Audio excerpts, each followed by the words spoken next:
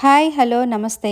కూరలతో పని లేకుండా వేడివేడిగా ఉన్న అన్నంలోకి ఏదైనా రోటి పచ్చడి ఉంటే అన్నం మొత్తం పచ్చడితోనే తినేయచ్చు. అందులోనూ కొత్తిమీర, టొమాటో, వంకాయ ఇవి మంచి కాంబినేషన్. వీటితో పచ్చడి చేసుకుంటే చాలా టేస్టీగా ఉంటుంది, చాలా బాగుంటుంది. ఇంకా ఆలస్యం లేకుండా ఈ పచ్చడిని ఎలా ప్రిపేర్ చేసుకోవాలో చూసేద్దాం. ముందుగా ఒక నిమ్మకాయ సైజ్ అంత చింతపండుని నీట్గా వాష్ చేసుకొని పక్కన పెట్టుకోవాలి.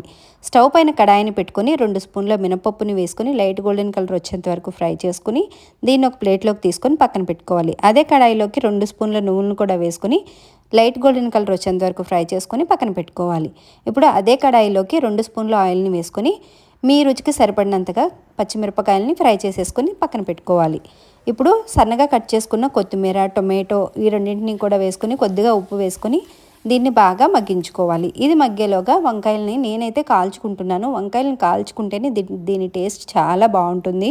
వంకాయలను ఇలా కాల్చేసుకొని చల్లగా అయిన తర్వాత దానిపైన ఉన్న పీల్ మొత్తాన్ని తీసేసుకొని నేను చూపిస్తున్నట్లుగా చిన్నగా బాగా సన్న ముక్కలుగా కట్ చేసేసుకొని ఒక ప్లేట్లోకి తీసుకొని పక్కన పెట్టుకోవాలి.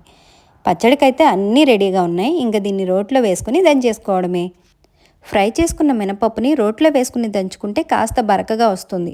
అలా ఉండకుండా మెత్తగా పౌడర్లా ఉంటే పచ్చడికి ఇంకా రుచి బాగుంటుంది. అందుకని నేను ఒక మిక్సీ జార్లోకి 1 స్పూను జీలకర్ర, ఫ్రై చేసుకున్న మినపప్పు, నువ్వులను కూడా వేసేసుకొని మెత్తగా పౌడర్ చేసుకొని పక్కన పెట్టుకోవాలి. ఇప్పుడు రోట్లోకి ఫ్రై చేసుకున్న పచ్చిమిరపకాయలను వేసుకొని బాగా మెత్తగా దంచుకోవాలి. ఇవి కాస్త మెత్తగా అయిన తర్వాత మగ్గించుకున్న టొమాటో, కొత్తిమీర సగభాగాన్ని, కాల్చుకున్న వంకాయని కూడా సగభాగాన్ని వేసుకొని బాగా దంచుకోవాలి.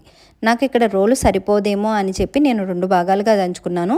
మీరన్నీ ఒకేసారి వేసేసుకొని బాగా దంచుకోవాలి. ఇలా దంచుకొని ఉప్పు కూడా చెక్ చేసుకొని ఇప్పుడే వేసుకోవాలనిపిస్తే ఉప్పును కూడా అడ్జస్ట్ చేసేసుకొని బాగా దంచుకొని ఇలా దంచుకున్న దీన్ని ఒక ప్లేట్లోకి తీసుకొని పక్కన పెట్టేసుకోవాలి.